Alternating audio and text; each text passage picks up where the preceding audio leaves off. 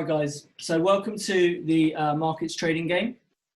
We're going to run through some basic market making terminology, and then we're going to get on with the game. Okay. So bid offer. What is bid offer? So for any trade, you need this guy. You need the market maker, right? So for any trade to happen, you need a market maker. And what a market maker does is that they make a bid offer spread, okay?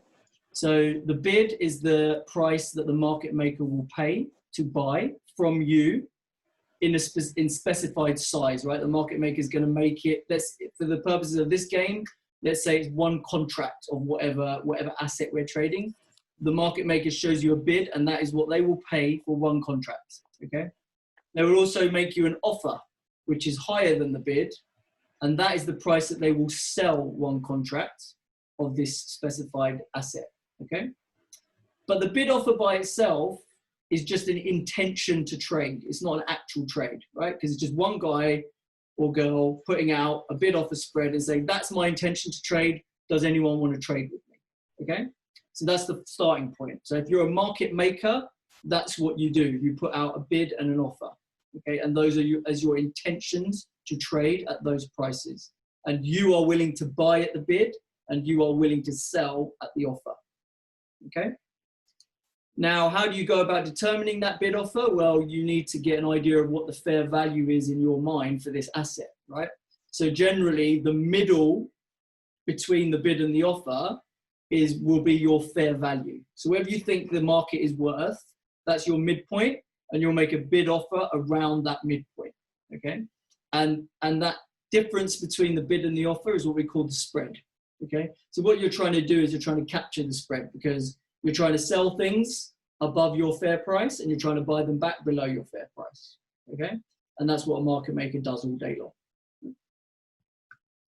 Now, what if someone wants to trade with a market maker? This is when, so you've got a market maker who's a price maker, right? But until you get someone who's actually willing to trade with you, and we call that person the price taker, right? There is no trade to be done, right?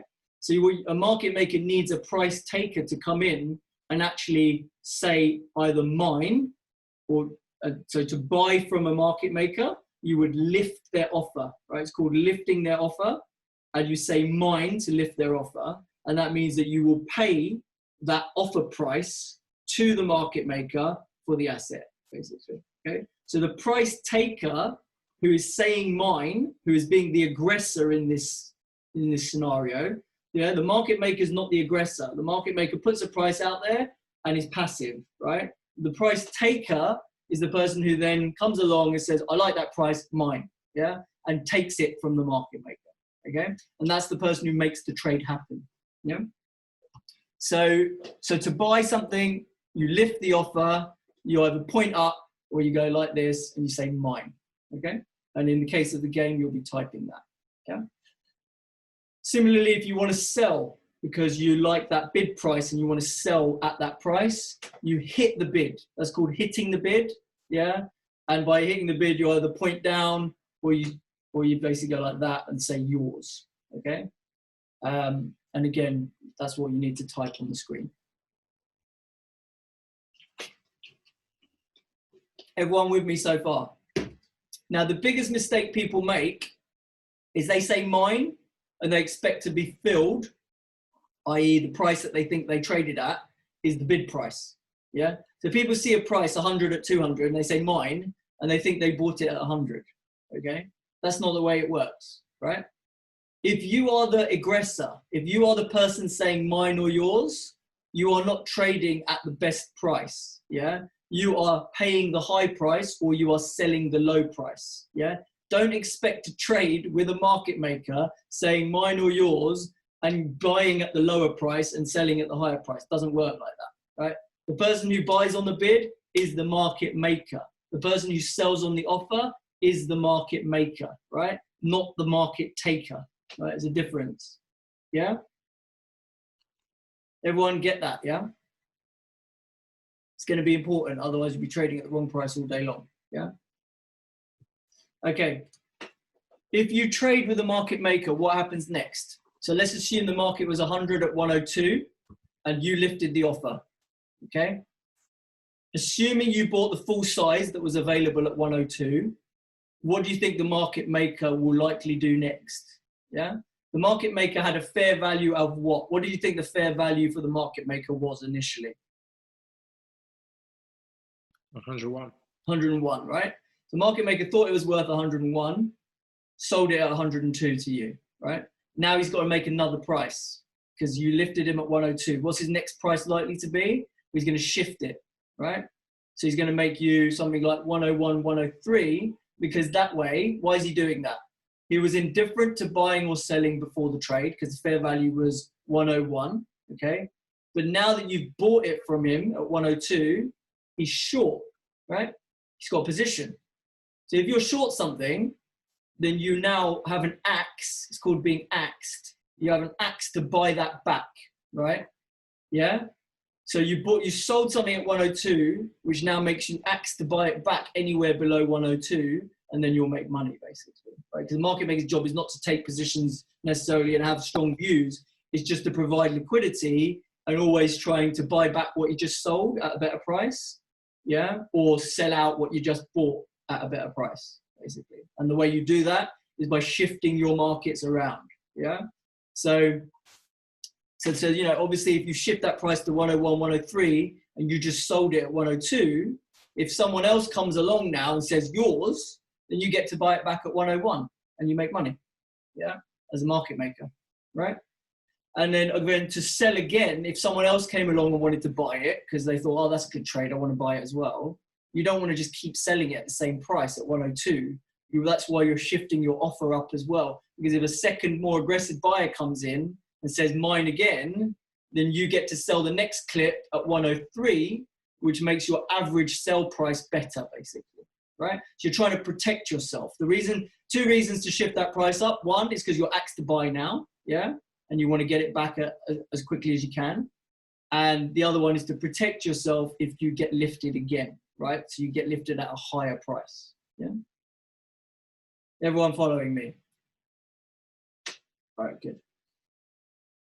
So in reality, you don't just have one market maker in the world, in the market, right? You have loads of market makers, yeah? So by aggregating the bid offer spreads of all the market makers in the market, yeah, you construct what we call the order book. Yeah, so you've got all these market makers sitting around in the blue bubbles. They all provide their markets, their two-way bid offers to the exchange. That all feeds into the big system, and you see, as anyone who's on that exchange, you get to see the order book and you get to see the aggregate bid offers of the entire planet, basically. Yeah, and what ends up happening is you then look for what the best bid is and the best offer, and that becomes the touch price. Yeah, so the market, the two-way market that is consisting of the best bid out of everyone and the best offer out of everyone, yeah, that is called the touch price, right? That is the tightest price on the order book. And it doesn't have to be that the person sitting on the best bid is also the person sitting on the best offer. They can be completely different people, yeah?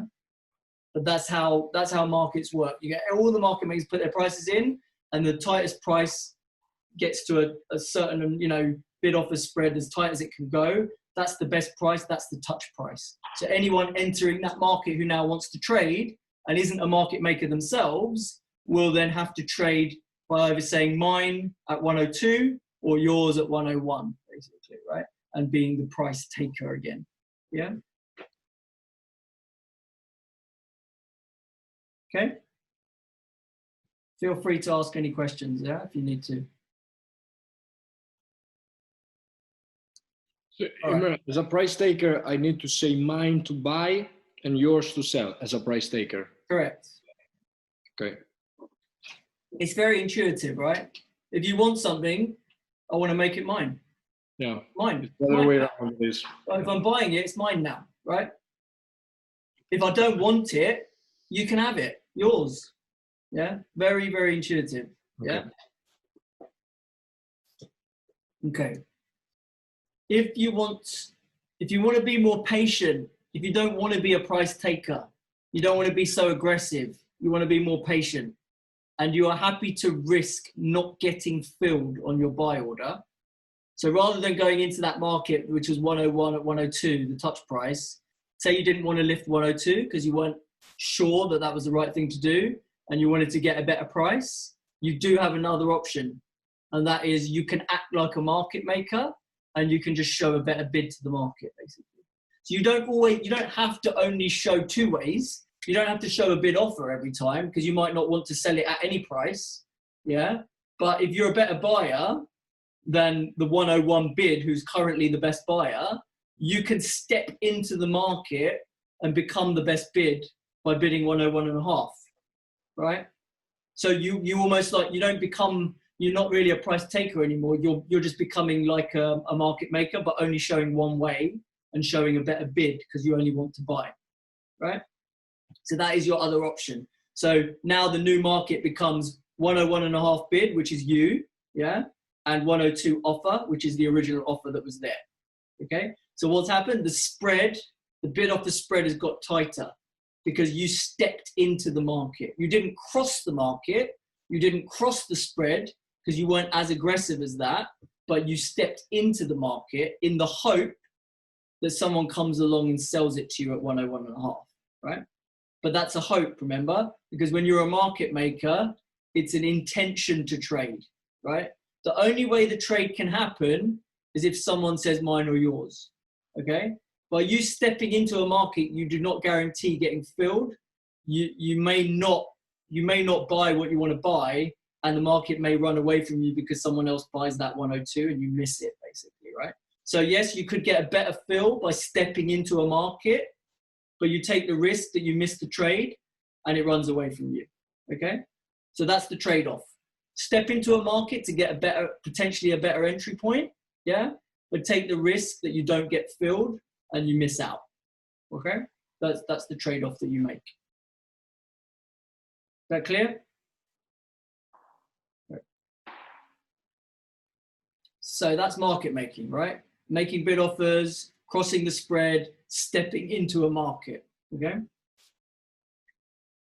Starting position, you start with no position, right? So now we're going to talk about position. So you start with no position, you start flat, okay? Now, when you buy a position, when you buy a new position, buy to open a new position, that's called going long, okay? This is stuff you guys all know, hopefully, but we'll just recap it, yeah?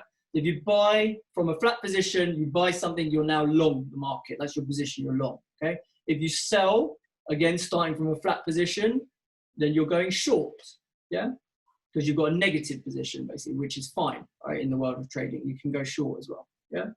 Selling without first owning is called short selling. We all know that, yeah? Obviously, if you buy first and you go long, and then you sell it out, then you go flat, and then you sell it again, you can go short, right? So your position can move from 3 states: short, flat, long, right? And you will all have position limits, so you can get longer and longer and longer and longer by buying more and more and more contracts. Similarly, you can get shorter and shorter and shorter to sell, but you'll have position limits to tell you how big you can be, okay? Obviously, if you're long the market, you've got a long position and the price goes up, you make money, profits.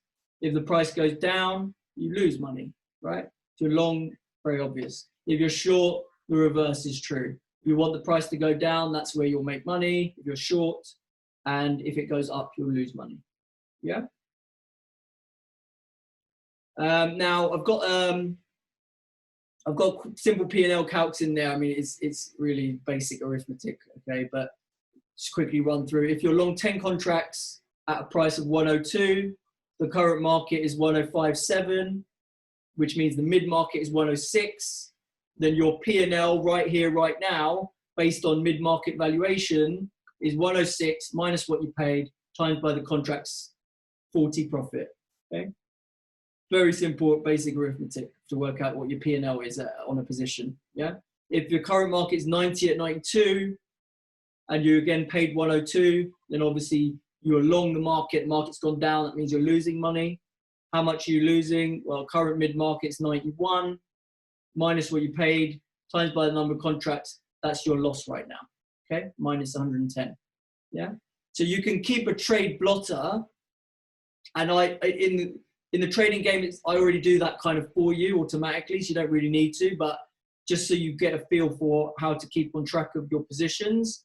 You know, you can keep a trade blotter, you can have your buys and sells, your quantity, price, who the counterparty is, etc. Generally, in the live version of the trading game, I would give everyone a trading blotter so they can keep track of all their trades. But on this online version, it's just, I mean, it's good. I'll keep track of all your trades anyway, so it's fine. No big issue. Okay. Imran? Yeah. Why do you use the mid-market to work out your P&L? Because you don't, because you just do it. In terms of valuing your position, you use the mid-market, right? When you actually need to exit your position, then you'll obviously have to hit the bid if you're long, or you have to pay the offer if you're short. But that's the spread you'll have to pay to exit, basically, right? But you know, the way you value a book, you generally value it to mids. That's just the way you do it, basically. Okay, thank you.